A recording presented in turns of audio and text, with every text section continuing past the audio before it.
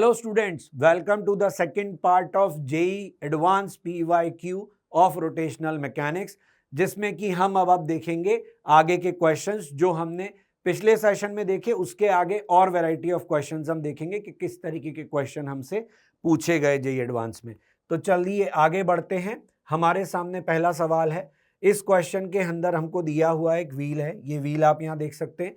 इसका रेडियस हमको दिया गया है, इसका मास हमको दिया गया है, बॉटम दिया गया है, फिक्स्ड स्टेप दिया गया है, ये जो हाइट है ये आर दी गई है स्टेप की, ठीक है।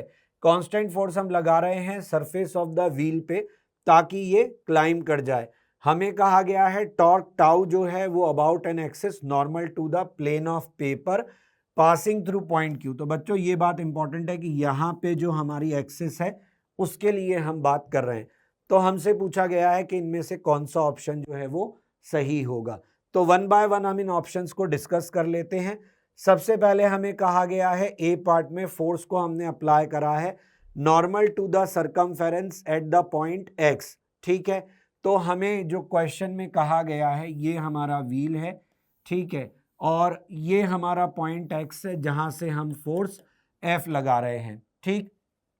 और ये जो पॉइंट है इससे हमारा लगाया गया फोर्स जो है वो नॉर्मल टू द सर्कमफेरेंस है, जिसकी वजह से हम ये देख सकते हैं कि ये जो सेंटर है हमारे व्हील का वहां से पास करेगा, क्योंकि हम जानते हैं normal to circumference will pass through centre, ठीक। अब उसके अलावा यहाँ पे लग रहा होगा mg लग रहा होगा डाउनवर्ड। तो हम ये देख पा रहे हैं कि यहाँ पर हमारा जो डिस्टेंस है ये वाला डिस्टेंस और यहाँ पे ये परपेंडिकुलर डिस्टेंस, ठीक है। तो अगर ये हम टॉर्क लगा रहे हैं तो इसकी वजह से क्या होगा, हमारा जो व्हील है अगर हम देखें तो वो इस तरीके से मान लेते हैं मूव आउट करेगा बाहर की तरफ, ठीक है ना। और मान लेते हैं कि ये कितना एंगल घूम गया, तो ये मान लेते हैं थीटा एंगल जो है वो घूम गया। थीटा एंगल घूम गया तो हमने क्या किया, एक नॉर्मल हमने गिराया to know the perpendicular distance. यहाँ पे जो हमारा फोर्स एफ लग रहा है इस पॉइंट एक्स पे, उसकी लाइन ऑफ एक्शन से परपेंडिकुलर डिस्टेंस देखने के लिए हमने ये ट्राइंगल बनाया है, और एक हमने ये जो mg है इसकी परपेंडिकुलर डिस्टेंस देखने के लिए ट्राइंगल बनाया है। क्योंकि क्वेश्चन में हमको ये कहा गया है कि ये जो टॉर्क लगेगा ये टॉर्क कांस्टेंट होगा या नहीं होगा, तो हमें ऐसा मानना पड़ेगा कि हमारा जो व्हील है वो थोड़ा सा थीटा एंगल रोटेट कर रहा है इस तरीके से। मतलब पहले ये जो लाइन थी ये लाइन ऐसे एकदम हॉरिजॉन्टल थी, अब ये जब व्हील ऊपर की तरफ घूमेगा तो ये लाइन यहाँ से थीटा एंगल बनाएगी। तो ऐसा हम मान रहे हैं कि भाई ये जो हमारी आर है ये थीटा एंगल इस तरीके से बना रही है। तो हम यहाँ पे क्या देख रहे हैं, दो ट्राइंगल हम यहाँ पे देख रहे हैं। एक ट्राइंगल ये वाला है जिसमें ये आर है और ये एंगल थीटा है, तो ये डिस्टेंस होगा आर साइन थीटा। और दूसरा ट्राइंगल हम ग्रेविटी के लिए देख रहे हैं, उसके अंदर ये डिस्टेंस आर है और ये एंगल थीटा है, तो ये डिस्टेंस होगा आर कॉस थीटा। अब अगर हम टॉर्क लिखते हैं तो हम क्या लिखेंगे, पहला वाला टॉर्क यानी कि जो एक्सटर्नल फोर्स का टॉर्क है वो तो हम लिखेंगे F R sine theta. F R sine theta जो है उसकी टेंडेंसी क्या है, क्लॉकवाइज घुमाने की, और जो mg की टेंडेंसी है वो कैसी है, एंटी क्लॉकवाइज घुमाने की। आप देख सकते हो एक्सिस पे हाथ रख के, तो ये क्लॉकवाइज और एंटी क्लॉकवाइज घुमाना चाहते हैं। अब F R sine theta minus mg R cos theta, ये आपका नेट टॉर्क आपको मिल रहा है। इस नेट टॉर्क के अंदर आप देख सकते हो कि थीटा की वैल्यू जैसे जैसे इंक्रीज करेगी वैसे वैसे साइन थीटा की वैल्यू भी इंक्रीज करेगी और कॉस थीटा की वैल्यू डिक्रीज करेगी।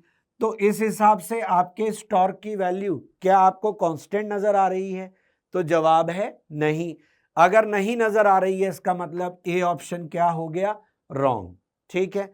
फिर अगले ऑप्शन में हमको क्या बोला है, फोर्स जो हमने अप्लाई करा है वो टेंजेंशियली करा है एट पॉइंट एस, और टाउ जो है वो नॉन जीरो होगा, लेकिन व्हील जो है वो कभी चढ़ नहीं पाएगा स्टेप पे।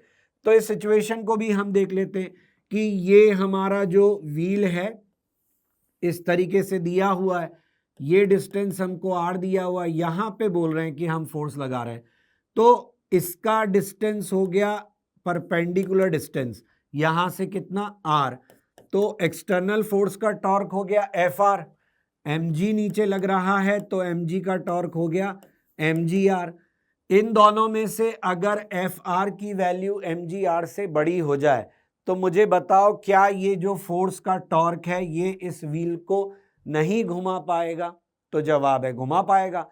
तो हमें भी यही कहा है कि नॉन जीरो टॉर्क है, यानी Fr is greater than mgr।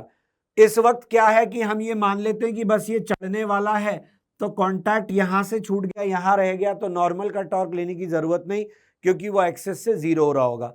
तो यहां पे Fr ग्रेटर देन mgr अगर हो गया तो ये डेफिनेटली स्टेप चढ़ जाएगा।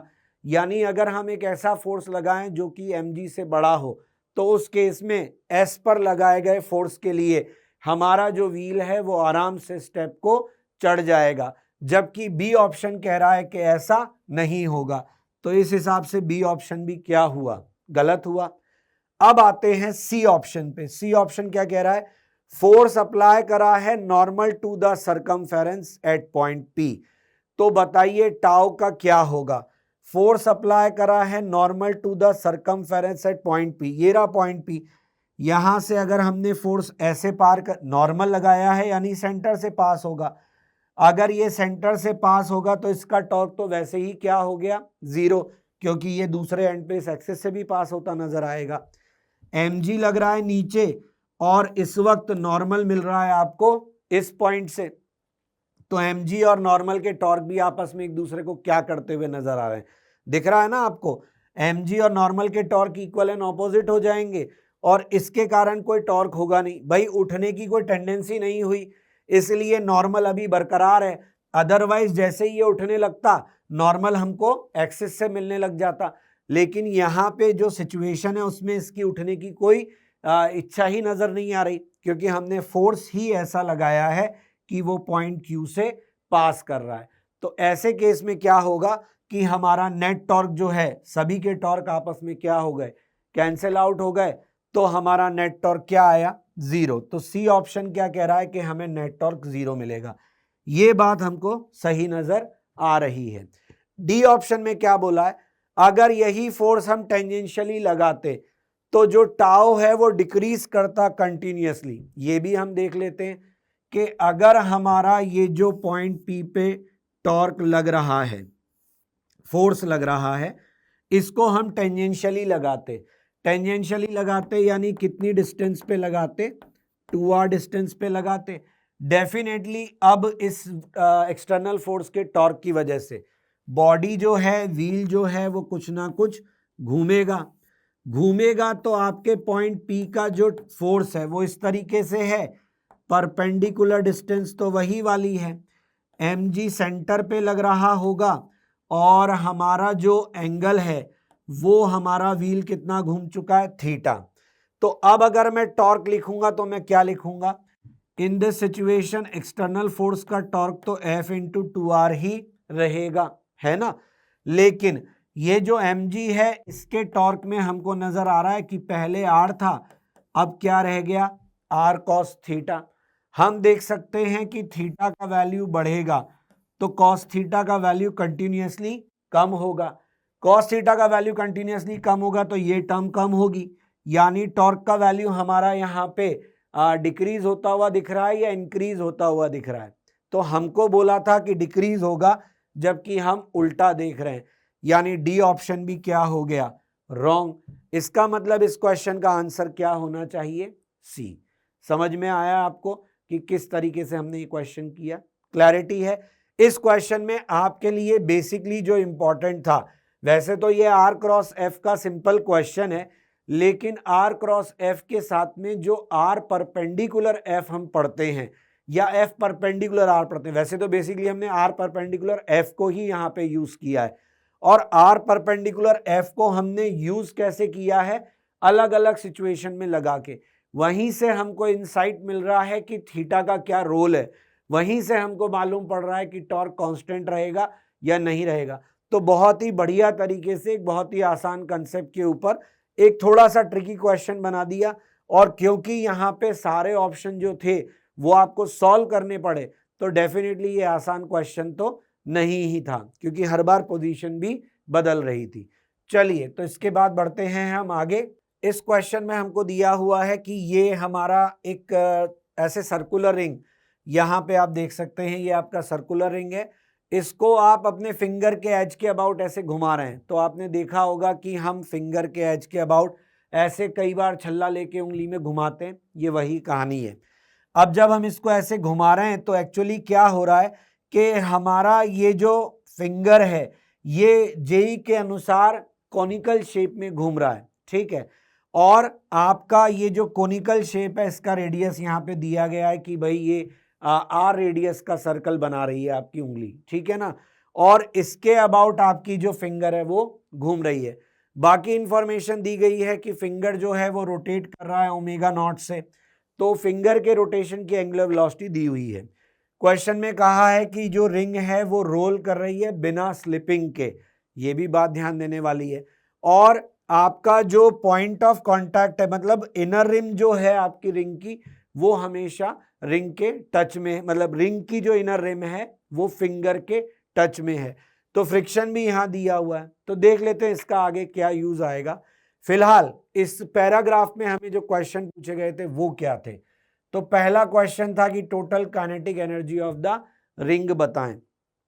तो यहां पे total kinetic energy of the ring बहुत सारे लोगों को लगेगा कि हाफ आई ओमेगा स्क्वायर से बता दो sir, moment of inertia of ring अपने को पता ही है, रेडियस हमें मालूम ही है, तो हम उससे सॉल्व कर लेते हैं। लेकिन मेरा आपसे क्वेश्चन ये है कि आपको ऐसा करते समय क्या ये पता है कि आपकी रिंग की ओमेगा क्या है? नहीं।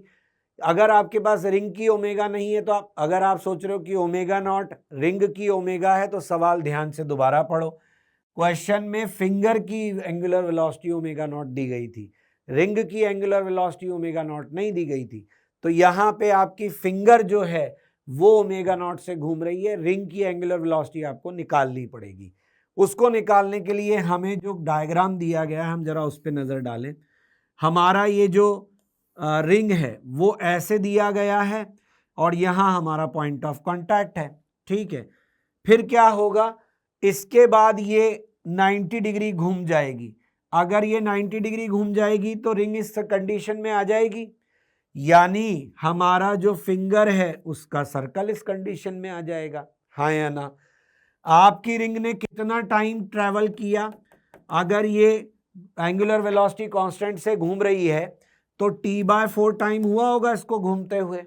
t/4 टाइम में जितना एंगल आपकी रिंग ने ट्रैवल किया, क्या आपकी फिंगर के सर्कल ने भी उतना ही ट्रैवल करा? उसी तरीके से अगर आपकी ये रिंग यहां आ जाती है तो आपका सर्कल भी यहां आ जाएगा, हाँ या ना। ऐसे ही अगर आपकी रिंग यहां आ जाती है तो आपका सर्कल यहां आ जाएगा। तो क्या आपको ये नजर आ रहा है कि जितनी देर में आपकी रिंग सर्कल पूरा कर रही है, आपकी फिंगर भी अपना सर्कल पूरा कर रही है। यानी वी कैन कंक्लूड दैट कि omega of finger and omega of ring are equal to each other, that is omega naught. अब आती है दूसरी बात। दूसरी बात यह है कि हमें चाहिए आई। तो रिंग का आई हमें किस एक्सिस के अबाउट चाहिए? क्या उसके सेंटर के अबाउट चाहिए? तो जवाब है नहीं, क्योंकि वो अपने सेंटर के अबाउट नहीं घूम रही है। तो वो जिस एक्सिस के अबाउट घूम रही है वो कहां पर है? वो है हमारे इस छोटे सर्कल का सेंटर, इसके अबाउट रोटेशन हो रहा है हमारी रिंग का। और इन दोनों के बीच का परपेंडिकुलर डिस्टेंस आप बहुत इजीली निकाल सकते हो, that is r minus small r। इसका मतलब ये हुआ कि यहाँ पे अगर हम काइनेटिक एनर्जी लिखेंगे तो काइनेटिक एनर्जी में जो I लिया जाएगा वो पैरेलल एक्सिस थ्योरम से आएगा, that is ICM plus MD square, जहां पे ICM होगा रिंग का अपने सेंटर के अबाउट मूवमेंट ऑफ इनर्शिया, और ये हो जाएगा m into R minus small R का होल स्क्वायर। तो हमारा जो काइनेटिक एनर्जी का आंसर आएगा वो इसको रखने पर आएगा, R square plus R minus R का whole square into omega naught का स्क्वायर, ये आना चाहिए। पर सर ये तो किसी ऑप्शन में नजर नहीं आ रहा। ऑप्शन में नजर नहीं आ रहा था तभी तो उसका आंसर जो है वो क्या आया, बोनस। ये क्वेश्चन बोनस हुआ था बिकॉज कोई भी ऑप्शन जो है वो मैच नहीं कर रहा था सही आंसर से। आई बात समझ में? तो बोनस क्यों हुआ, क्लैरिटी मिली आपको। चलिए, आप लगे होंगे इसको फिट करने में कि कहीं ना कहीं किसी ना किसी ऑप्शन में फिट कर दें, है ना, जबकि बोनस हो गया। तो आप समझ रहे हो ना गलती आपकी, कंसेप्चुअल मिस्टेक कितनी भारी पड़ सकती है। चलिए तो आगे बढ़ते हैं। अगले में हमको इसी के पार्ट में बोला गया है, इसका अगला पार्ट है, हमें कहा गया है minimum value of omega naught below which the ring will drop down. तो सवाल ये दिमाग में आ रहा है कि रिंग जो है वह ड्रॉप डाउन क्यों करेगी। तो आप समझिए कि आपका जो रिंग है वो जब फिंगर के अबाउट रोटेट कर रहा है, ये पॉइंट ऑफ कांटेक्ट है ना आपका, तो जब आप इसके अबाउट पुश कर इसको घुमा रहे हो तो क्या रहा है, आपकी रिंग जो है वो आपकी फिंगर से छूट के भागना चाहती है, और फिंगर से छूट के भागना चाहती है तो उसको रोक कौन रहा है, आपका फिंगर रोक रहा है। तो फिंगर के ऊपर दबाव पड़ रहा है। आप देखोगे, आप घुमाओगे तो आपकी फिंगर को आप दबा हुआ महसूस करोगे। ये फिंगर आपको ये जो रिंग है इसके लिए क्या प्रोवाइड कर रही होगी, कैन यू गैस। आपकी फिंगर क्या प्रोवाइड कर रही होगी, सोचिए। आप रिंग को अपनी उंगली पे लगा के घुमाएंगे तो आपकी रिंग बाहर जाने की कोशिश कर रही है, तो आपकी फिंगर जो है वो आपकी रिंग के ऊपर नॉर्मल लगा रही है, उसको पुश कर रही है टुवर्ड सेंटर, यानी कि इसका जो नॉर्मल है वो इसके लिए रिंग के लिए सेंट्रीपिटल फोर्स का काम कर रहा होगा।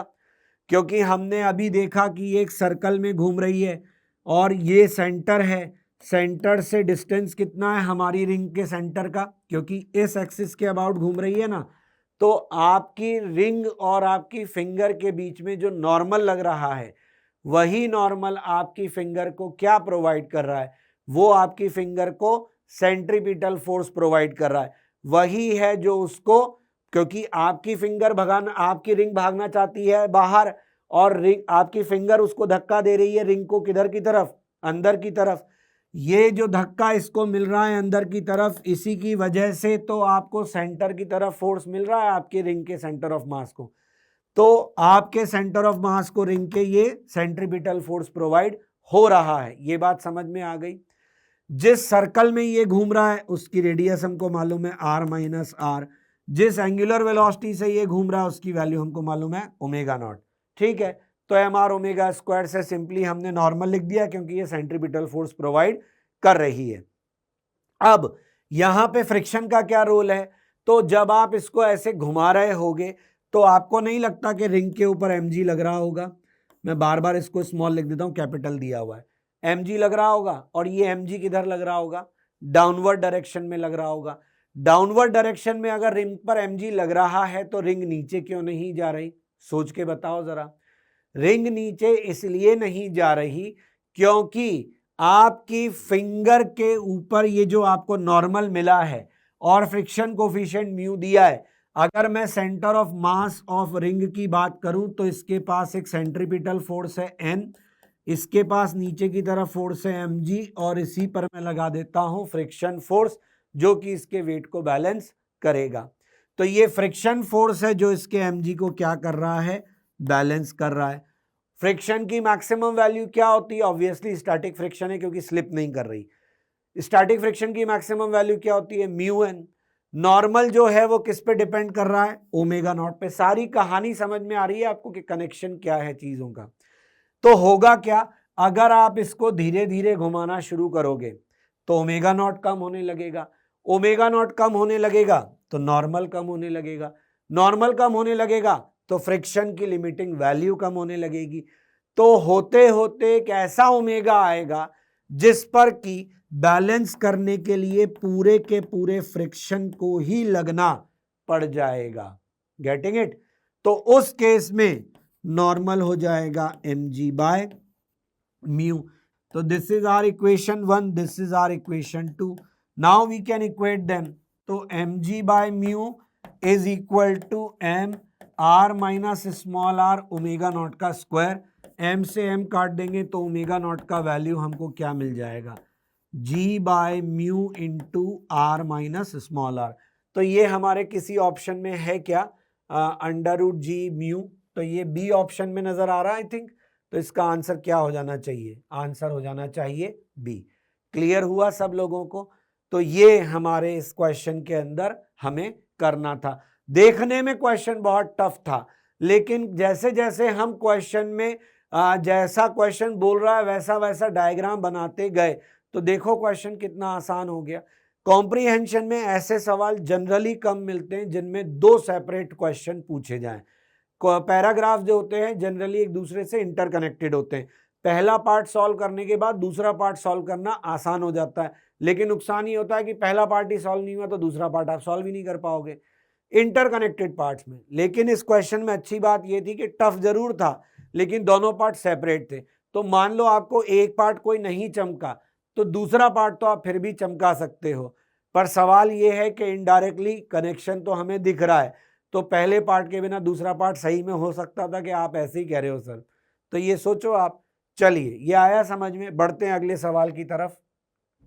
इन द नेक्स्ट क्वेश्चन हमको दिया हुआ है potential energy of a particle of mass m at a distance r from a fixed o is given by.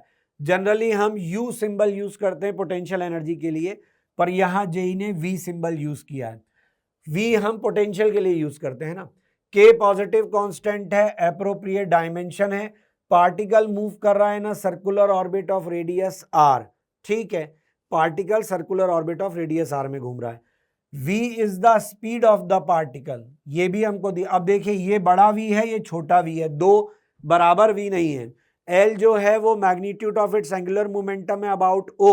तो हमसे पूछा कौन सा स्टेटमेंट है जो यहां पर सही होगा। तो कैसे करेंगे इस क्वेश्चन को? कहानी बहुत लंबी है। पोटेंशियल देके हमसे एंगुलर मोमेंटम पूछ रहा है, और क्या पूछ रहा है हमसे, और कौन सी वैल्यू पूछी जा रही है, म्यू की वैल्यू पूछी जा रही है।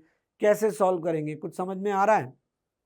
तो देखिए हम जानते हैं कि पोटेंशियल एनर्जी यानी कि U जिसको हम लिखते हैं, तो U का रिलेशन होता है फोर्स के साथ में, होता है क्या? तो हम जानते हैं force is equal to minus del U by del R। यहां पर हमें जो एक्सप्रेशन दिया गया है पोटेंशियल का वो है KR स्क्वायर बाय 2। तो KR स्क्वायर बाय 2 को अगर हम डिफरेंशिएट करते हैं तो K और 2 तो बाहर ले लो, R स्क्वायर का डिफरेंशिएशन 2, तो F की वैल्यू आ गई माइनस KR। अब ये जो फोर्स आया है आपका माइनस KR, ये क्या बता रहा है यहाँ पे, ये क्या काम कर रहा है? तो क्वेश्चन में आपको दिया है कि potential energy of a particle of mass m at a distance r from a fixed point o, और o के अबाउट यहाँ पे बोला है कि ये सर्कुलर भी कर रहा है। तो r वेक्टर जो है वो आप ले रहे हो o से बाहर की तरफ, और आपका फोर्स का एक्सप्रेशन बता रहा है कि आपका जो फोर्स है वो नेगेटिव r में है यानी टुवर्ड सेंटर है। तो डेफिनेटली ये जो फोर्स आपने डिफरेंशिएट करके निकाला है ये फोर्स किसका काम करेगा? ये सेंट्रीपिटल का काम करेगा, यानी मैग्नीट्यूड ऑफ सेंट्रीपिटल फोर्स हम क्या लिख सकते हैं? K into are. आई बात समझ में? अगर हम इसको K इंटू आर लिख सकते हैं तो फिर हम एम आर ओमेगा स्क्वायर के बराबर भी इसको रख सकते हैं, क्योंकि हमें क्वेश्चन में कहा गया है कि ये जो है ये सर्कल में घूम रहा है। तो यहां पे R की वैल्यू भी हमको रखनी पड़ेगी और कैपिटल। तो यहां पे ये वैसे आपस में कट जाएंगे तो ओमेगा की वैल्यू क्या आ जाएगी? रूट के बाय एम आ जाएगी ओमेगा की वैल्यू। तो फ्रीक्वेंसी हमारी रूट के बाय एम आई है, तो V की वैल्यू क्या होती है? R omega. ये हो जाएगा R रूट के बाय एम। तो हमें यहाँ पे V की वैल्यू मांगी गई है, तो R रूट के बाय एम। एक तो हमको ये दिख रहा है, मल्टीपल चॉइस हो सकता है क्योंकि स्टेटमेंट कौन कौन से सही हैं ये पूछा गया है। तो मल्टीपल है तो उस केस में हमारा एक ऑप्शन तो हमको सही नजर आ रहा है, दैट इज बी। दूसरा रहा हमारा एंगुलर मोमेंटम। एंगुलर मोमेंटम क्या हो जाएगा? तो ये तो सिंपली हम लिख सकते हैं एम वी आर के बराबर, क्योंकि यहाँ पे आप सर्कल में घूम रहे हो तो परपेंडिकुलर डिस्टेंस रेडियस के बराबर हो गई और लीनियर मोमेंटम हो गया एम वी।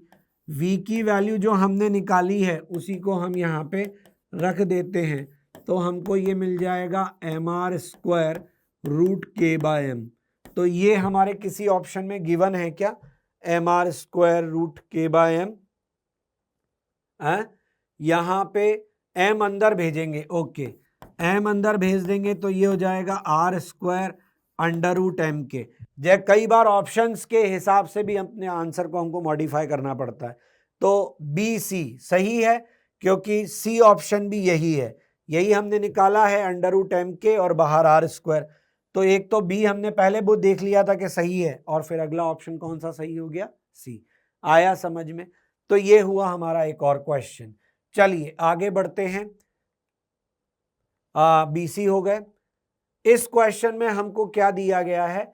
इस क्वेश्चन में हमको दिया गया है कि एक बॉडी है जिसका मास है 1 kg, वो रेस्ट में है, ओरिजिन पर है at time t equal to 0। Force की वैल्यू हमको दी गई है। क्वेश्चन में कहा गया है अल्फा की वैल्यू इतनी है, बीटा की वैल्यू इतनी है, okay. Torque acting on body at t equal to 0, t equal to 1 second is tau. तो हमसे पूछा गया है कि कौन सा स्टेटमेंट सही होगा। यहां पे वंस अगेन मल्टीपल चॉइस सवाल दिख रहा है और इसके अंदर आपके चारों ऑप्शन में से केवल 2 ऑप्शन जो हैं वो लग रहे हैं कि एक दूसरे से रिलेटेड है, मतलब उनमें से कोई एक ठीक हो जाएगा, लेकिन बाकी ऑप्शन जो हैं वो हमको सॉल्व ही करने पड़ेंगे। तो हमें इस क्वेश्चन में लग रहा है कि मेहनत करने की जरूरत पड़ेगी। तो शुरू करते हैं। एफ वेक्टर जैसा कि हमको दिया गया है alpha T I cap beta J cap, ठीक है। हम जानते हैं एफ को हम लिख सकते हैं क्योंकि और कोई फोर्स है नहीं, केवल इसी फोर्स की बात हो रही है, यानी this is the net force. F बराबर एम ए लगा देते हैं तो alpha T I cap plus beta J cap. यहां से एक्सेलरेशन हमको, क्योंकि मास दिया है 1 kg, तो ये हमको मिल जाएगा। एक्सेलरेशन का फॉर्मूला भी यही, एक्सेलरेशन की वैल्यू भी यही आ जाएगी, alpha T I cap plus beta J cap. Acceleration की वैल्यू ये आ गई तो dv बाय dt बराबर हो जाएगा alpha T I cap plus beta J cap. Integration करेंगे तो final velocity minus initial velocity, ये आ जाएगा alpha T square by 2 I cap plus beta T J cap.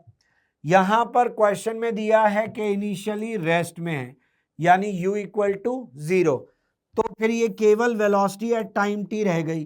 कितनी आई? Alpha T square by 2 I cap plus beta T J cap. Question में अपने को velocity t बराबर 1 सेकेंड पे मांगी है, तो t की वैल्यू 1 रख दो और अल्फा बीटा की वैल्यू रख दो, तो अल्फा बीटा भी 1 है, t भी 1 है, तो जो वैल्यूज दी गई है वो कंपैरेटिवली आसान है। तो ये कितना मिल रहा है? 1/2 आई कैप प्लस जे कैप। तो ये ऑप्शन में है क्या 1/2 आई कैप प्लस जे कैप? हाँ, यही वाला ऑप्शन है, 1/2 कॉमन ले लिया तो इसके हिसाब से सी तो हमें सही नजर आ रहा है। अब रही बात टॉर्क की, तो टॉर्क कैसे निकालेंगे? हमारा ये जो v का एक्सप्रेशन आया है, v बराबर alpha T square by 2 I cap plus beta T J cap, इसको मैं लिख सकता हूं D R by D T alpha T square by 2 I cap plus beta T J cap. इसको मैं लिख सकता हूं D R alpha by 2 T square D T I cap में, और ये हो जाएगा beta T D T J cap में, ठीक है। और इसको इंटीग्रेट कर देते हैं। इसको इंटीग्रेट करेंगे तो हमको डिस्प्लेसमेंट या चेंज इन पोजीशन मिल जाएगा। ये कितना हो जाएगा? अल्फा बाय 2, तो ये है ही टी क्यूब बाय 3 और आ जाएगा आई कैप में, और ये हो जाएगा beta by 2 T square J cap में। इनिशियल पोजीशन क्या दिया हुआ है? क्वेश्चन में बोला है कि वो इनिशियली ओरिजिन पे था, यानी इनिशियल पोजीशन इसकी हो गई 0i 0j, यही मतलब निकला। तो हम इसको यहाँ पे फाइनल पोजीशन को ही हम r मान लेते हैं, मतलब चेंज इन पोजीशन ही हमारी पोजीशन आफ्टर टाइम t बन जाएगा। तो ये कितना आएगा? Alpha T cube by 6 I cap plus beta square by 2 T, sorry beta square कर दिया यहाँ पे, स्क्वायर जो है वो टी के साथ में है, तो ये स्क्वायर, ठीक है। ये हो गया आर वेक्टर हमारा। अब क्वेश्चन में हम, अच्छा अब आप सोच रहे होगे मैंने आर क्यों निकाला, दो कारण है। एक तो मुझे डी पार्ट चेक करना है मैग्नीट्यूड ऑफ डिस्प्लेसमेंट के लिए, तो magnitude of displacement T equal to 1 के लिए एट टी इक्वल टू 1 मेरा डिस्प्लेसमेंट या फाइनल पोजीशन कितना आ जाएगा 1/6 आई कैप प्लस 1/2 जे कैप। तो क्या ये ऑप्शन में गिवन है मैग्नीट्यूड ऑफ डिस्प्लेसमेंट 1/6, तो इसका अगर हम मैग्नीट्यूड लेते हैं तो भी वो 1/6 तो नहीं आएगा, यानी इस हिसाब से हमारा जो डी ऑप्शन है वो गलत है। ठीक है, आगे बढ़ते हैं। टॉर्क निकालना है हमको, तो टॉर्क के लिए किसकी जरूरत पड़ेगी, टॉर्क के लिए जरूरत पड़ेगी आर क्रॉस एफ की। तो ये जो हमने आर निकाला है ये उसका दूसरा यूज है। तो आर की वैल्यू कितनी थी, alpha T cube by 6 I cap plus beta by 2 T square J cap. इसको हमें क्रॉस करना है हमारे फोर्स के साथ। फोर्स कितना है, alpha T I cap plus beta J cap. तो टॉर्क की वैल्यू कितनी आ जाएगी, अल्फा आई कैप क्रॉस आई कैप, ये वाला तो 0 मिला, alpha beta T cube by 6 के कैप, और जे कैप का इसके साथ क्रॉस होगा माइनस के कैप देगा, alpha beta T cube by 2 के कैप। ये हमको मिल रहा है। तो बेसिकली हमको क्या मिल रहा है 1/6 minus 1/2, rest of the things are same. तो ये आ गया 6 3, ये आ गया -2/6, ये आ गया -1/3। तो -1/3 अल्फा बीटा टी क्यूब के कैप, ये हमको टॉर्क की वैल्यू मिल रही है किसी भी टाइम टी पर। अगर हमें क्वेश्चन में बोला है कि t इक्वल टू 1 पर टॉर्क की वैल्यू बताओ, तो at t equal to 1 torque का वैल्यू हो जाएगा, मैग्नीट्यूड चाहिए ना, तो 1/3 अल्फा भी 1 बीटा भी 1 और टी भी 1, तो 1/3। तो मैग्नीट्यूड 1/3 हमको मिलेगा, यानी ए ऑप्शन सही है। बी वाला ऑप्शन कह रहा है कि torque tau is in the direction of unit vector plus के कैप। हमारा जो टाउ है वो माइनस के कैप में आ रहा है, ना कि प्लस के कैप में। तो इस हिसाब से हमारा जो बी ऑप्शन है वो हमको गलत नजर आ रहा है। तो ए और सी ही हैं जो हमारे यहाँ पे सही ऑप्शन है। ठीक है ना, बात समझ में आई। तो ये हुआ हमारा क्वेश्चन। इस क्वेश्चन के अंदर जो बेसिकली काम था वो आपके लिए मोर ऑफ काइनेमेटिक्स ही था, इंटीग्रेशन डिफरेंशिएशन यही सब था। लेकिन फिर भी आपने देखा कि गलती होने के chances in terms of cross product और प्लस माइनस साइन बहुत ही ज्यादा थे।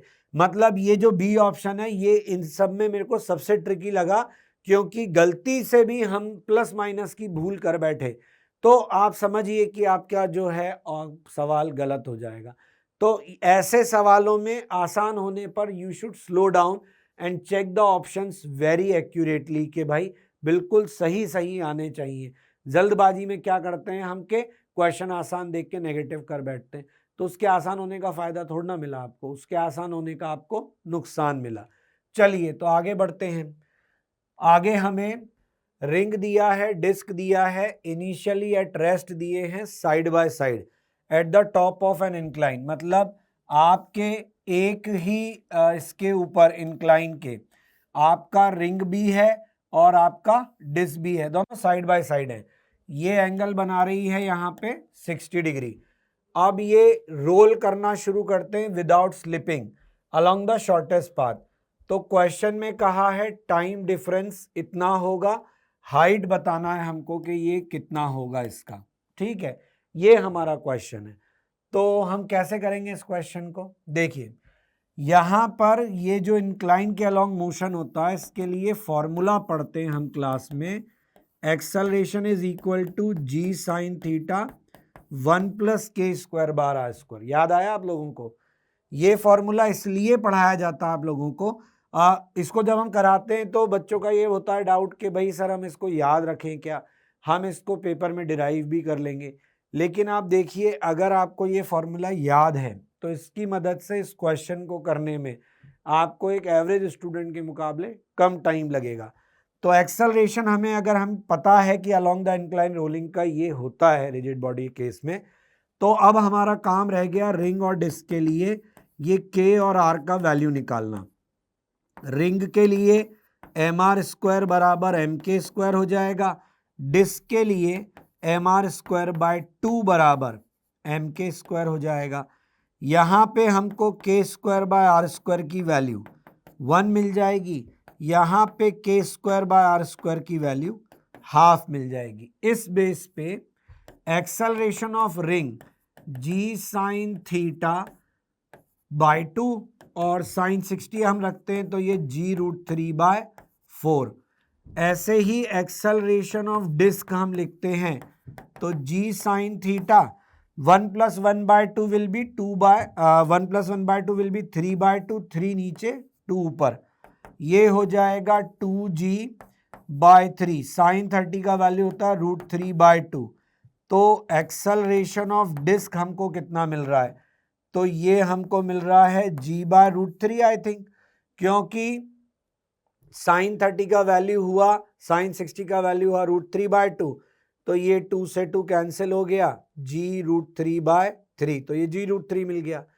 फिर हम जानते हैं कि अगर इंक्लाइन पर ये डिस्टेंस चलता है s, चलिए यहाँ जगह कम पड़ जाएगी, अगर ये इंक्लाइन पर डिस्टेंस चलता है s with acceleration of centre of mass a, तो s = ut + ½ at², body started from rest, तो इनिशियल स्पीड 0 हो गई, बिल्कुल काइनेमेटिक्स की तरह सॉल्व हो जाएगा। तो ½ at², तो टाइम जो इसको नीचे आने में लगा, इसको हम लिख सकते हैं √2s/a। √2s/a में अब अगर मैं रिंग का टाइम लिखूं तो s/a एक्सेलरेशन कितना आया उसका, g√3/4, g√3/4। दूसरी बात, ये जो हाइट है ये h है, ये एंगल 60 है, तो h/s बराबर क्या लिख सकता हूं, साइन 60। तो s को मैं लिख सकता हूं h/sin 60, यानी कि 2h/√3। तो अगर वो मैं यहां पे रखता हूं तो 4 × 2 = 8, g/√3 तो पहले से ही था, इसकी वैल्यू और आ गई 2h/√3। अब आप सोच रहे हो कि ये क्यों रखा, तो क्वेश्चन में हमसे h मांगा, s नहीं मांगा, तो ये आ रहा है √16h/3g। ठीक है, ऐसे ही टाइम ऑफ डिस्क निकाल लेते हैं तो वो भी हो जाएगा। उसका एक्सेलरेशन कितना था, तो उसका एक्सेलरेशन था g/√3, तो g नीचे, ऊपर √3 चला जाएगा। इसमें हम फिर से वैल्यू रखते हैं किसकी, s की, तो ये 2h/√3, तो ये कितना आ जाएगा, ये आ जाएगा 4h/g। √3 से √3 कैंसिल हो जाएगा, तो ये आ गई इसकी वैल्यू। तो टाइम ऑफ डिस्क सही निकाला ना हमने, 1 + 1/2 इज 3/2, 3/2 तो हमारा 3 नीचे 2 ऊपर 2g साइन थीटा, सही है। और साइन थीटा की वैल्यू √3/2 हमने रखी, तो 2 से 2 कैंसिल हुआ, g/√3। एक्चुअली हमें जो एक्सप्रेशन दिया हुआ है उसकी फॉर्म में डिफरेंस लाना है, तो वैसा आ रहा है क्या, हम ये चेक कर सकते हैं। तो यहाँ पे ये डिफरेंस हमको दिया हुआ है 2 - √3/√10, तो देख लेते हैं क्या मिल रहा है हमको। यहाँ मिल रहा है 16h/3g, यहाँ मिल रहा है 4h/√g, तो इसमें से क्या कॉमन ले लें हम, √4h/g कॉमन ले लें। अगर ऐसा ले लें तो यहाँ क्या बचेगा, √4/3 यहाँ बचेगा -1, इधर हमारा 2 - √3/√10 है, तो √g से √10 तो कट ही गया, ये तो हमको दिख ही रहा है। और क्या रहा हमारे पास, √4h, तो इधर हम 2 - √3 इसको नीचे भेज दें तो ये हो जाएगा √4 - √3 इंटू √3, ये हो जाएगा, √4 को मैं लिख सकता हूं 2 - √3 तो ये कट गया, तो क्या आया 2 √h बराबर √3, h equal to R square on both side 3/4, तो h का वैल्यू आया 0.75। काफी कैलकुलेशन वाइज सवाल जो है, ये जो फॉर्म हमको दी है इस फॉर्म की वजह से हमारे लिए जो कैलकुलेशन है वो लेंदी हो गया। अदरवाइज जो क्वेश्चन है वो सिंपली रोलिंग का सवाल है और हम इसको ऐसे सवालों को बहुत, लेकिन ये जो फॉर्म दिया हुआ है इस फॉर्म के अकॉर्डिंग हमें क्वेश्चन में अपना जो डेटा है, अदरवाइज अगर आप ऐसा नहीं करते हो, एच की वैल्यू आप ऐसे ही निकालने की कोशिश करो तो मुझे लगता है और कॉम्प्लेक्स कैलकुलेशन हो जाएगी। इसलिए मेरा सारा फोकस इस बात पर था कि ये फॉर्म आ जाए और ये आपस में कैंसिल आउट हो जाए। तो एच की वैल्यू आनी चाहिए 0.75 which is the answer of this question. समझ में आया? तो इसके बाद हम बढ़ते हैं अगले क्वेश्चन की तरफ। इस क्वेश्चन में हमको कहा है thin uniform rod of mass M length L held vertical on floor. ठीक है, हमको बोला है कि इस तरीके से हमने इसको रखा है और रॉड को हमने रिलीज किया तो ये रोटेट करती है about its contact point without slipping, ऐसे ये रोटेट कर रही है। ठीक है, which of the following statement is correct when the rod makes an angle 60 degree with the vertical. तो देखिए हमें क्वेश्चन में रॉड ऐसे दी हुई है, ये ऐसे घूमती है और ये एंगल 60 बनाती है। किससे बना रही है एंगल 60? वर्टिकल से। एंगल वेंगल का बड़ा चक्कर रहता है इसलिए ध्यान रखना पड़ेगा। अब ये क्वेश्चन हमसे क्या मांग रहा है, सॉरी, तो ये क्वेश्चन हमसे क्या मांग रहा है? Radial acceleration of the rod centre of mass, angular acceleration, angular speed, normal, मतलब कुल मिला के ये इस मोशन के पैरामीटर्स की बात कर रहा है। तो चलिए शुरू करते हैं। सबसे पहली चीज जो हम यहाँ पे देख पा रहे हैं वो ये कि इस रॉड ने कोई ना कोई एंगुलर वेलोसिटी गेन करी होगी। क्यों? क्योंकि पहले इसका सेंटर ऑफ मास था L/2 हाइट पे, अब कहाँ रह गया होगा? तो आप देख सकते हो कि अगर ये L है, ये भी L है, तो ये हाइट कितनी रह गई? L cos 60। अगर सेंटर ऑफ मास की बात करूं तो centre of mass initially L/2 पे था, अब L/2 cos 60 पे रह गया होगा, यानी सेंटर ऑफ मास की पोटेंशियल एनर्जी में लॉस हुआ। लॉस तो फिर हाफ आई ओमेगा स्क्वायर के बराबर हो जाएगा, क्योंकि रॉड जो है वो ट्रांसलेट तो कर नहीं रही है, वो रोटेशनल मोशन कर रही है। यहां पे आया हमारा mg, ये L/2 और ये L/2 1/2, तो L/2 माइनस L/4 L/4, यही हुआ। तो mg L/4 आ गया LHS में, RHS में क्या आया? हाफ आई की वैल्यू ml, तो ये रख देते हैं। रॉड का अपने एक एंड के अबाउट मूवमेंट ऑफ इनर्शिया क्या होता है? ml²/3, तो ये ml²/3 ओमेगा स्क्वायर। m ये कैपिटल वाला ही है, कैंसिल आउट कर देंगे, एक l इधर कैंसिल आउट कर दो, ये 2 से 2 कैंसिल आउट कर दो, क्या मिल रहा है? √3g/2l ओमेगा का वैल्यू। तो ये है क्या? ऑप्शन में है C option right, angular speed √3g/2l मिल रही है। अब एक्सेलरेशंस की बात कर लेते हैं। तो क्या होगा? हमारी रॉड का जब यहाँ पे ऐसे घूमना होगा तो हमारा सेंटर ऑफ मास भी सर्कुलर पाथ में इस तरीके से चल रहा होगा। ये जब यहाँ पहुंचेगा तो इसके पास में एक तो सेंट्रीपिटल एक्सेलरेशन होगा, एक इसके पास टेंजेंशियल एक्सेलरेशन होगा। सेंट्रीपिटल या रेडियल एक्सेलरेशन तो हम r ओमेगा स्क्वायर से लिख सकते हैं। जिस सर्कल में सेंटर ऑफ मास घूम रहा है उसकी रेडियस कितनी है? L/2, तो सेंटर ऑफ मास का रेडियस हो गया L/2, ओमेगा का वैल्यू हो गया √3g/2l, स्क्वायर किया तो 3g/2l, L से L कैंसिल, तो रेडियल एक्सेलरेशन कितना आया? √3g/4। ये तो रेडियल एक्सेलरेशन आया, कितना दिया हुआ है? 3g/4, यानी ये भी सही हो गया। एंगुलर एक्सेलरेशन की बात करनी है तो एंगुलर एक्सेलरेशन के लिए तो हमको टॉर्क की इक्वेशन लगानी पड़ेगी कि हमारा इस इंस्टेंट पे mg लग रहा होगा नीचे, नॉर्मल तो एक्सिस ऑफ रोटेशन से ही पास कर रहा है तो उसका टॉर्क 0। ये एंगल 60, तो ये एंगल 60, ये एंगल 60, ये डिस्टेंस L/2, तो ये कितना हो गया? mg L/2 sin 60। फोर्स से, line of action of force से एक्सिस का परपेंडिकुलर डिस्टेंस, तो ये कितना हो गया? L/2 sin 60। That should be equal to I alpha, क्योंकि हम जानते हैं रॉड को रोटेट कराने वाला टॉर्क mg दे रहा होगा और नेट टॉर्क बराबर आई अल्फा होता है। तो टॉर्क हमने लिख दिया बराबर आई अल्फा रख दिया, ये हुआ mg। मैं छोटा m और बड़ा m फ्रीक्वेंटली चेंज कर देता हूं, आप कंफ्यूज मत होइएगा क्योंकि सवाल में और कोई m है नहीं, तो अगर ऐसा हो भी रहा है तो उससे कोई दिक्कत नहीं है। हाँ, पर्टिकुलरली किसी क्वेश्चन में कैपिटल M और स्मॉल m अलग अलग दिए होते तो फिर वहां पे ये करना सही नहीं होता। तो यहाँ पे mg L/2 साइन 60 का वैल्यू √3/2, आई अल्फा हो गया ml²/3 अल्फा, ठीक है, ये इनटू है।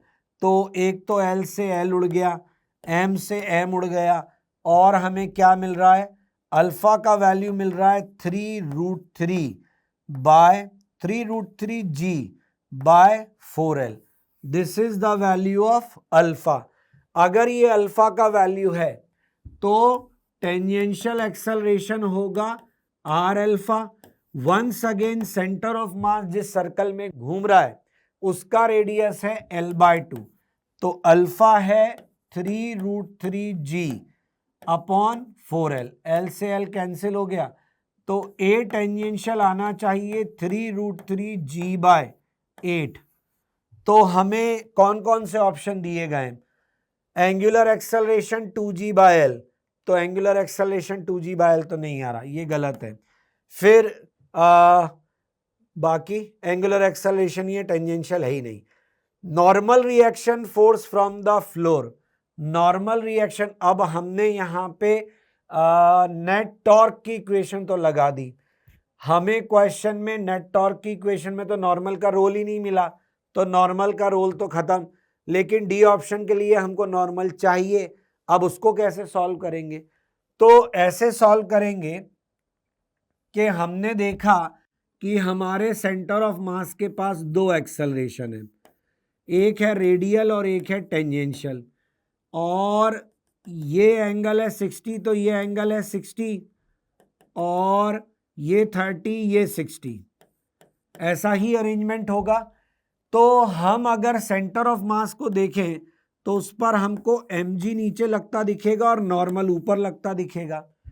साथ में हमको एक्सेलरेशन का a रेडियल का cos 60 कंपोनेंट नीचे मिलेगा और टेंजेंशियल का sin 60 नीचे मिलेगा।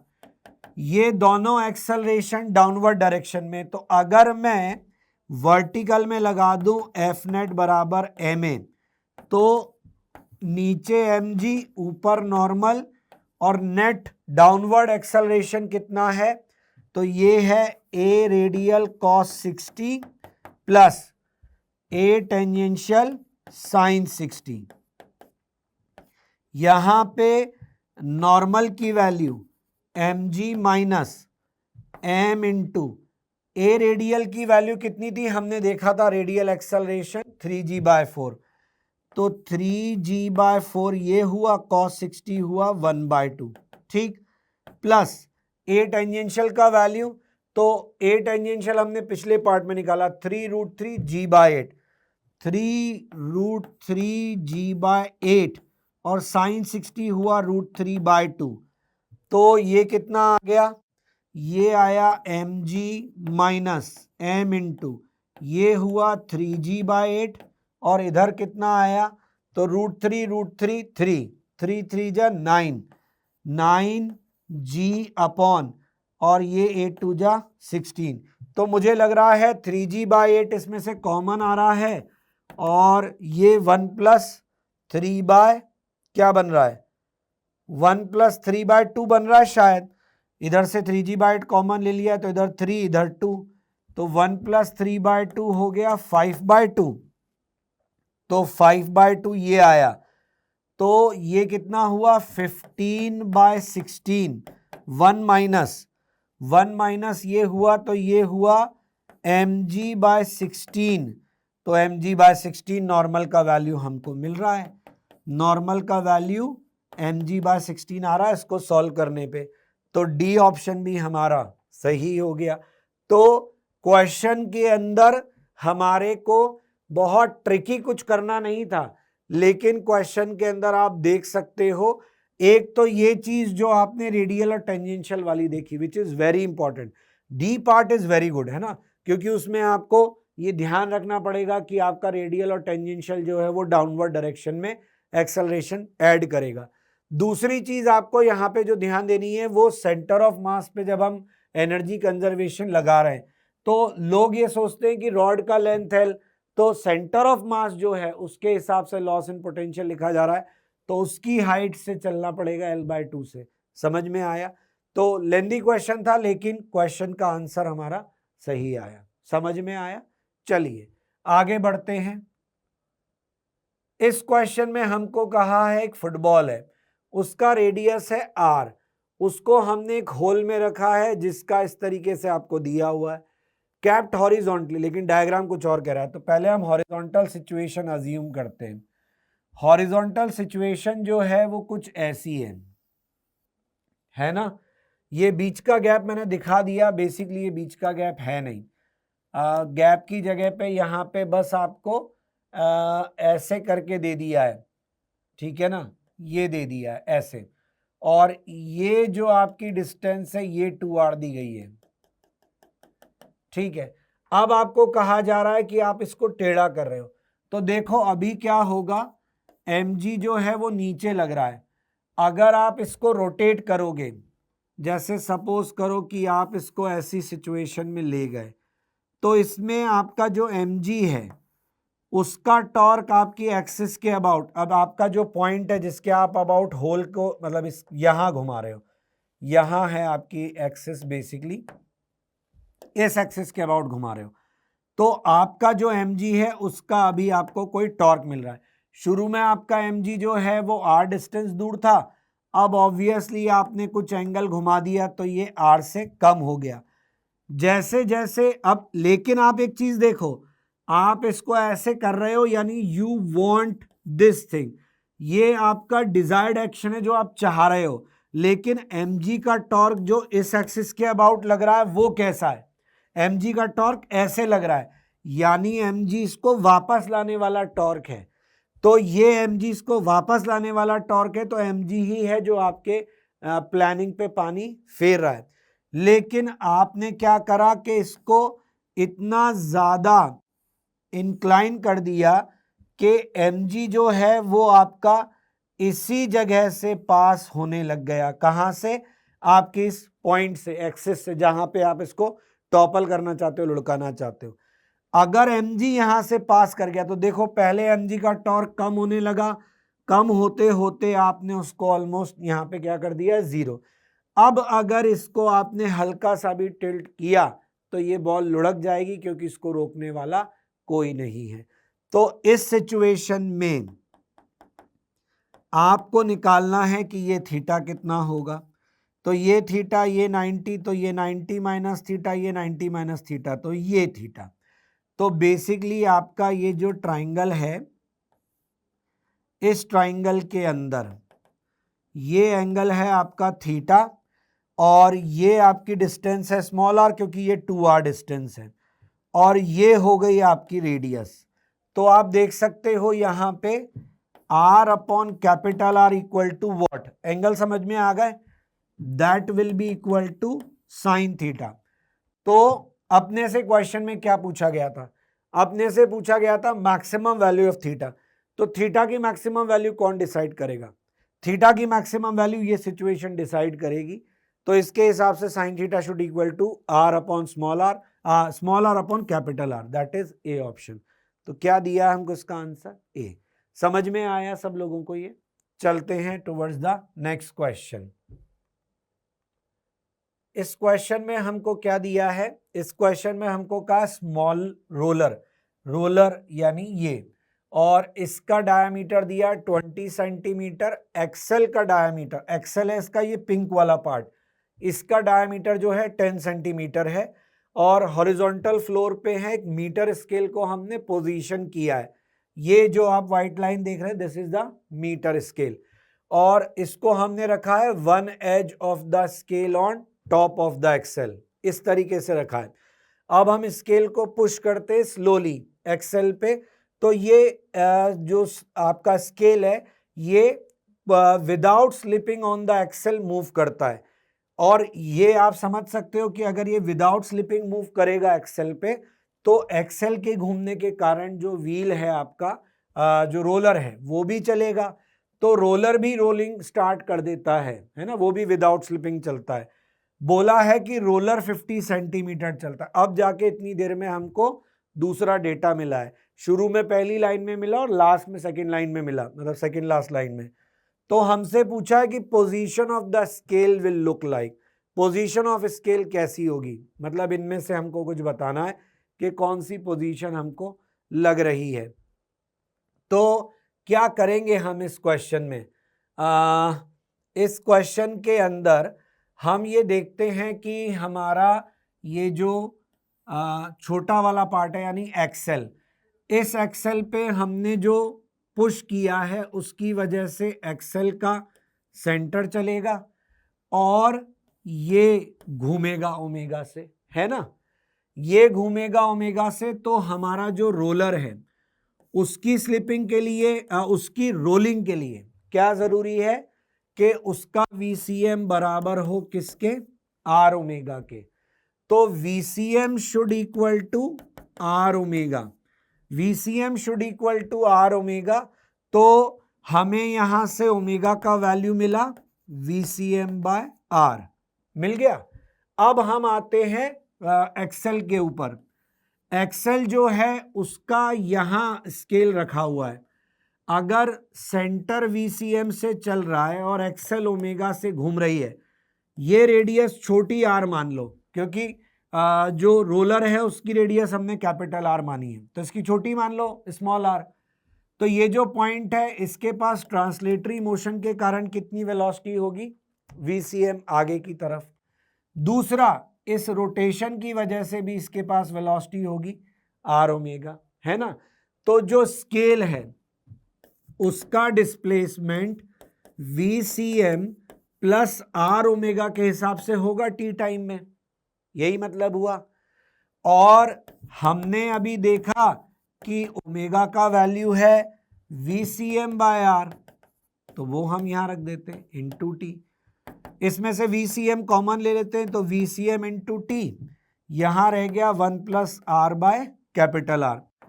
क्वेश्चन में इसकी वैल्यू हमको दी हुई है, क्योंकि ये दिया हुआ है कि रोलर जो है वो 50 सेंटीमीटर चलता है, तो जो भी गिवन टाइम है उसमें उस वेलोसिटी से वो 50 सेंटीमीटर चला है, तो ये 50 दिया हुआ है।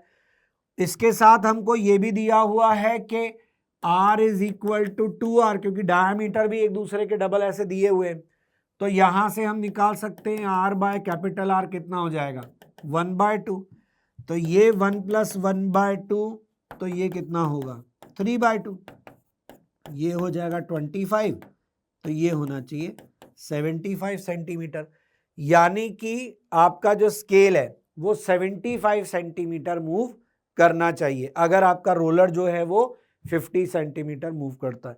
Very good question on pure rolling, है ना, बहुत बढ़िया सवाल है सिंपल, लेकिन सवाल के अंदर ये जो काइनेमेटिक्स वाला पार्ट इन्वॉल्व किया है, एक तो ये बहुत इंटरेस्टिंग हो गया, दूसरा अंदर वाला एक्सेल, बाहर वाला रोलर, और फिर प्योर रोलिंग, और प्योर रोलिंग के बाद फिर वापस हम छोटे वाले पे जा रहे हैं, छोटे वाले के फिर हम टॉप मोस्ट पॉइंट का जो पॉइंट ऑफ कांटेक्ट है उसका वेलोसिटी देख रहे हैं।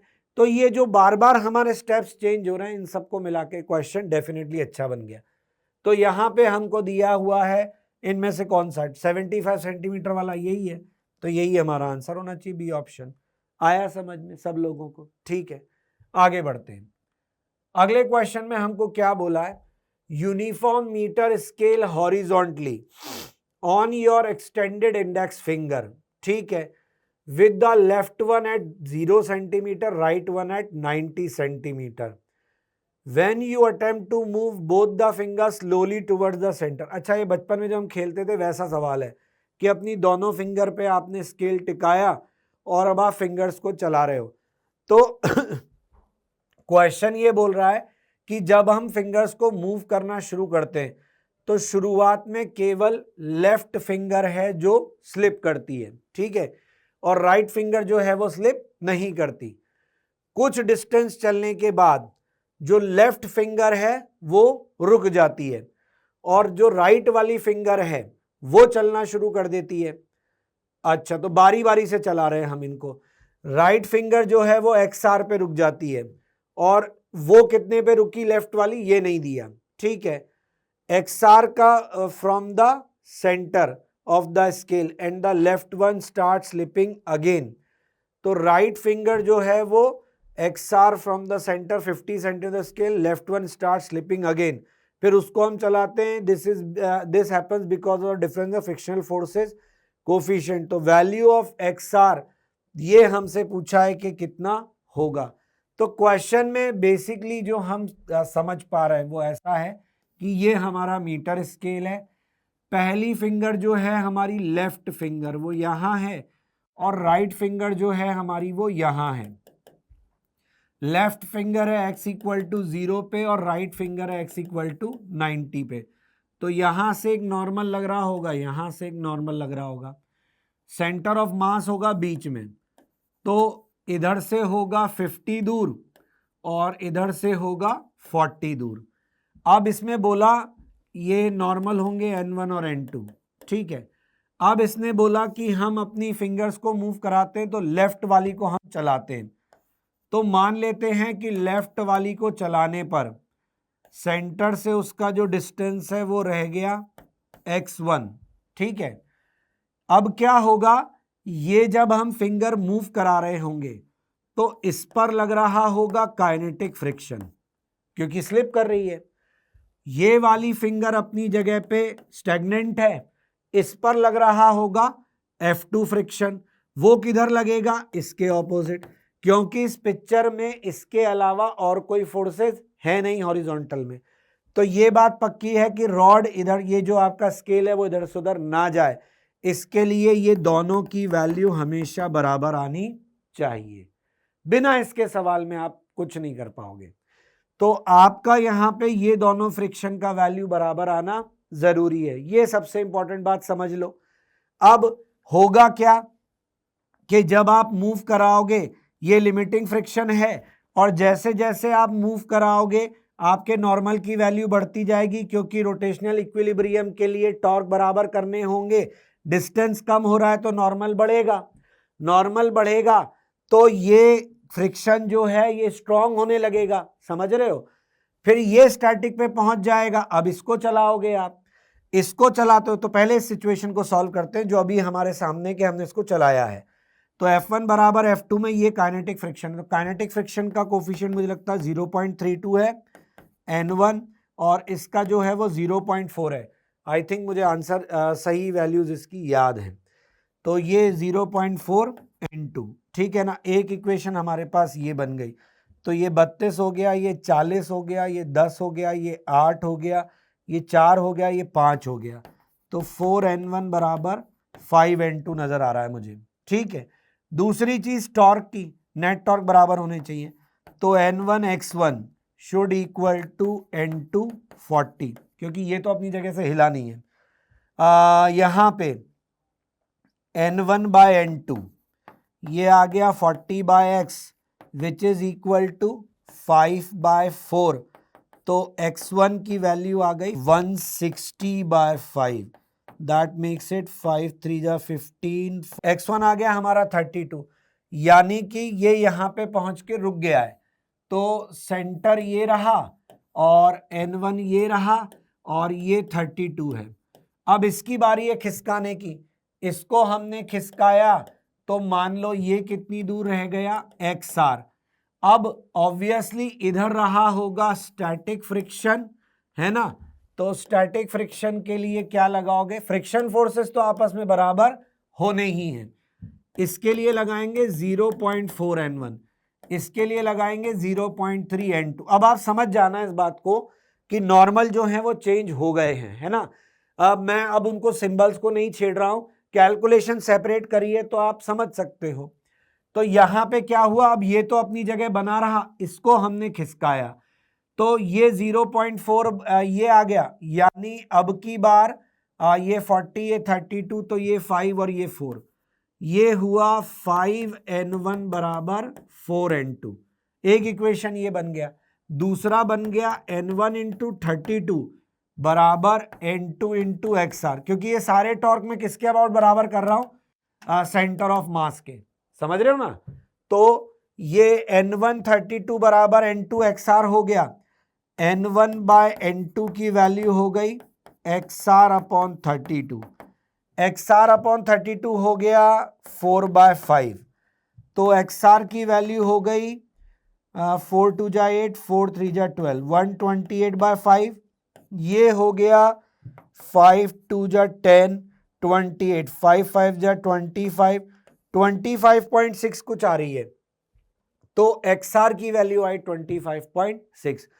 तो क्वेश्चन में वैसे x1 पूछा नहीं था, पर हमको निकालना पड़ा, बिना उसके हम XR की वैल्यू को कैलकुलेट नहीं कर सकते। तो बहुत बढ़िया सवाल है, जिसमें हमें ये फिंगर्स का जो नॉर्मल सा हमारा खेल था, आप देख रहे हो ना कितने बढ़िया बढ़िया सवाल हमको इस सेशन में देखने को मिले। वो फिंगर पे रिंग घुमाने वाला सवाल कितना बढ़िया सवाल था। यहाँ पे भी आपको ये जो स्केल के ऊपर उंगलियां मूव कराई हैं आपने, तो आपको इस क्वेश्चन में ये ध्यान रखना है कि दोनों फ्रिक्शन जो है वो एक दूसरे को बैलेंस करेंगे। दूसरी चीज, अल्टरनेटिवली एक स्टैटिक फ्रिक्शन होगा, दूसरा काइनेटिक होगा, ऐसे करके काम चलेगा। तो और नॉर्मल की वैल्यूज जो हैं वो तो डेफिनेटली चेंज होंगी। तो आंसर देख लेते हैं, 25.6 is the answer of this question. Let's move forward. इस क्वेश्चन में हमको कहा गया हॉरिजॉन्टल फोर्स F हमने अप्लाई करा है at centre of mass of a cylindrical object of mass m, radius r, perpendicular to axis as shown. Coefficient of friction between ground mu दिया है, सेंटर ऑफ मास का एक्सेलरेशन a दिया है, object rolls without slipping, which of the following statements are correct.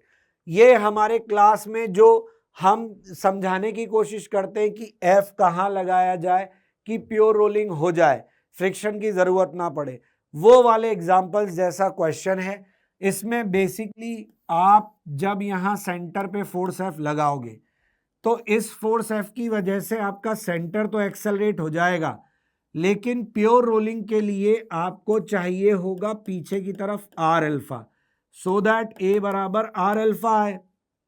लेकिन आपका ये जो force है ये आपको F बराबर ma तो दे सकता है, लेकिन ये आपको टॉर्क नहीं दे सकता, क्योंकि सेंटर के अबाउट लग रहा है। तो उस केस में हमको चाहिए होगा फ्रिक्शन, ये फ्रिक्शन हमको देगा अल्फा, यहां से फ्रिक्शन हमको मिलेगा I alpha by R, A बराबर R अल्फा से अल्फा की वैल्यू हो गई A बाय R, यानी फ्रिक्शन की वैल्यू आ गई IA अपॉन R स्क्वायर। ठीक है, तो हमें यहां पे फ्रिक्शन चाहिए, क्योंकि फ्रिक्शन हमको घूमने के लिए टॉर्क देगा, तो वो घुमाएगा हमारे बॉडी को सेंटर ऑफ मास के अबाउट, उसकी वजह से हमको अल्फा मिलेगा, उसकी वजह से A बराबर R अल्फा आ पाएगा। तो A बराबर R अल्फा आ गया, अल्फा की वैल्यू A बाय R आ गई, फ्रिक्शन की वैल्यू हमने यहां से लिख ली। और क्या बचा, ट्रांसलेटरी मोशन के लिए हम लिखेंगे तो F आगे स्मॉल f पीछे, F माइनस F बराबर ma। ठीक है, और यहां पे अब हमको F की वैल्यू मिल चुकी है, हम चाहें तो यहां पे रख सकते हैं। अब हमें क्वेश्चन में पूछा क्या क्या है, जरा उस पर नजर डाल ले, बना तो हम बहुत कुछ सकते हैं। हमें कहा है सेम F के लिए value of A does not depend on the whether the cylinder is solid और हॉलो। A की वैल्यू जो है वो इस बात पर डिपेंड नहीं करेगी कि आपका सिलेंडर जो है वो सॉलिड है या हॉलो है। तो आप इस बात से एग्री कर पा रहे हैं क्या? F माइनस इसकी वैल्यू रखता हूं IA बाय R स्क्वायर बराबर ma, तो F बराबर ma plus IA by R square, तो A की वैल्यू F upon m plus I by R square.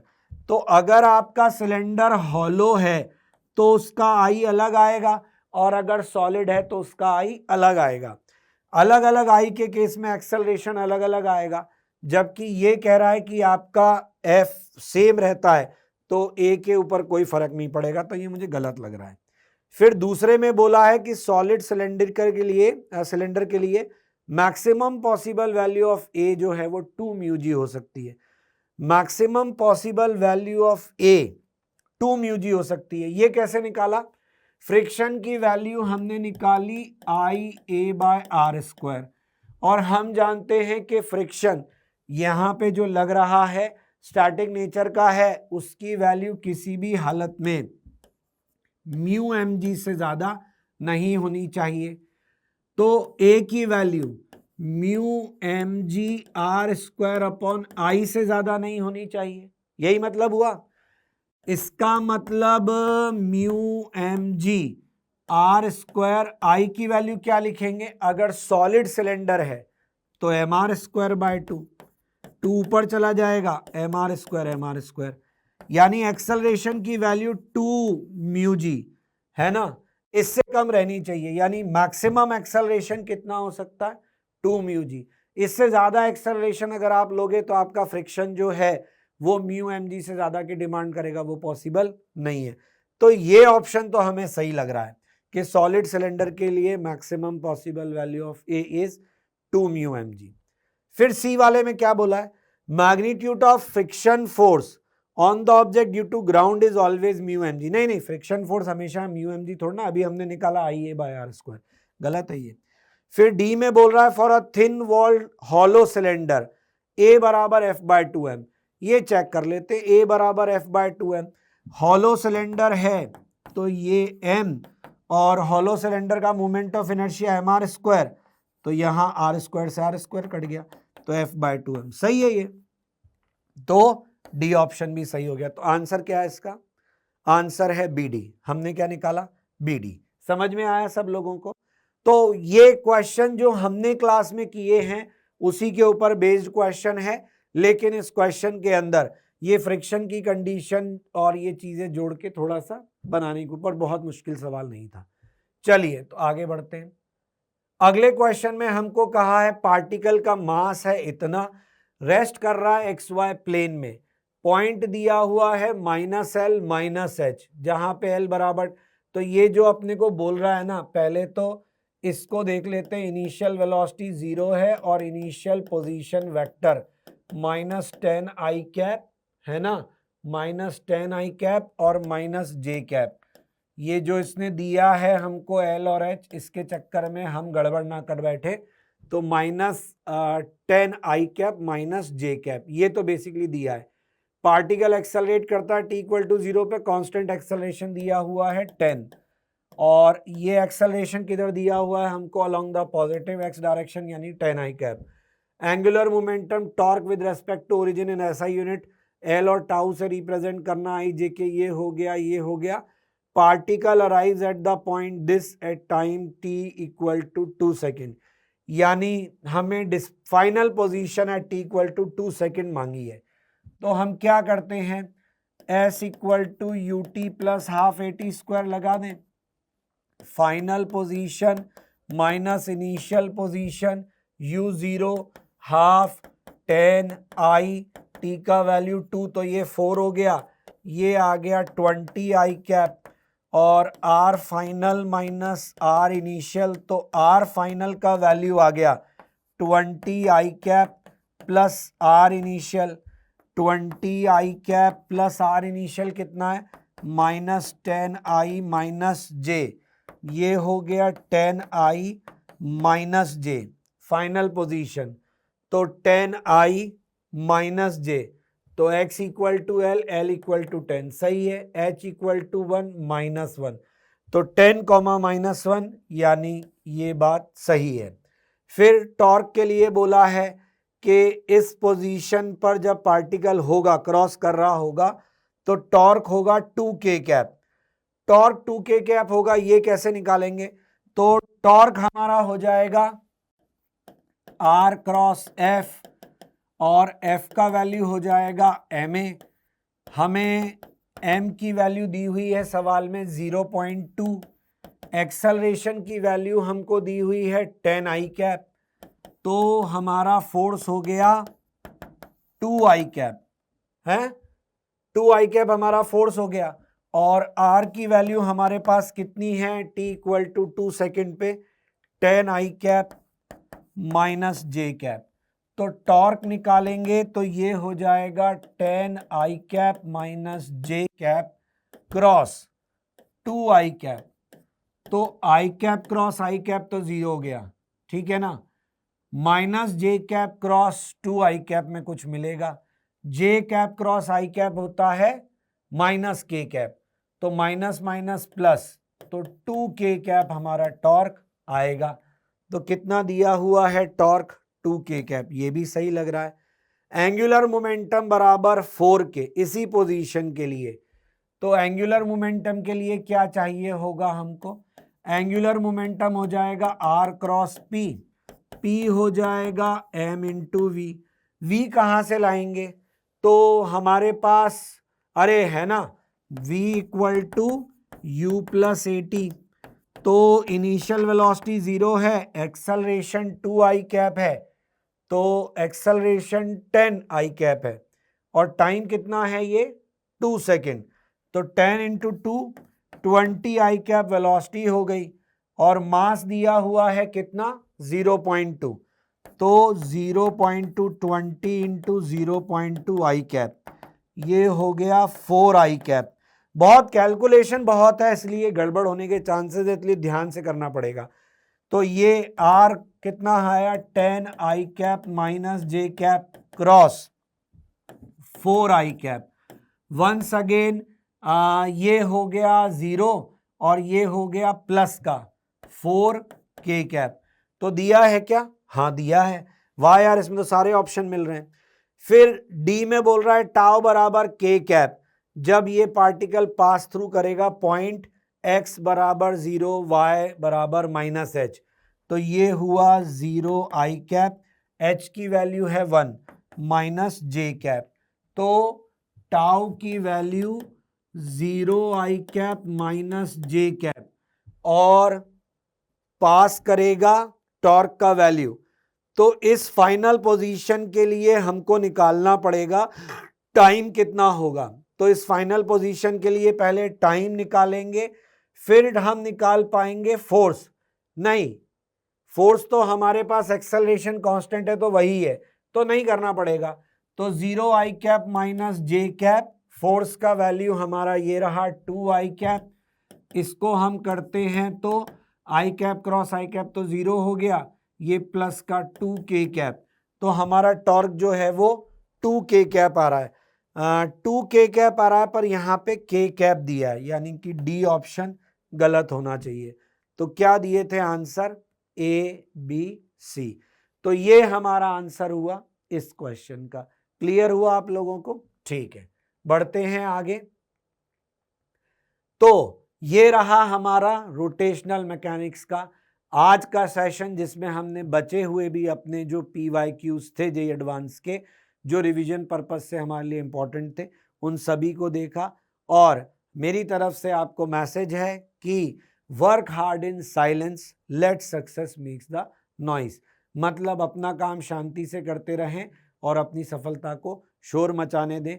ये उन लोगों के लिए बहुत ज़रूरी है जिनका जेईई मेंस अच्छा गया है, लेकिन वो लोग जो हैं इस सक्सेस को पचा नहीं पा रहे हैं, और सब जगह दोस्तों से बात करने में, उनको एम्बैरेस करने में, या अपनी सक्सेस का शोर मचाने में बिजी हैं। Don't do that, focus on your JEE advance, because JEE mains is the qualifying round, है ना, फॉर जेईई एडवांस। दूसरी बात, जेईई मेंस 2 भी होगा। आपका ये बेस्ट स्कोर है, किसी और का हो सकता है जेईई मेंस 2 में अच्छा स्कोर आए। तो हमें दूसरों की बजाय अपने काम पे फोकस करना और अपनी सक्सेस को शोर मचाने देना है। So that's all from my side. All the very best for your upcoming exam. Thank you.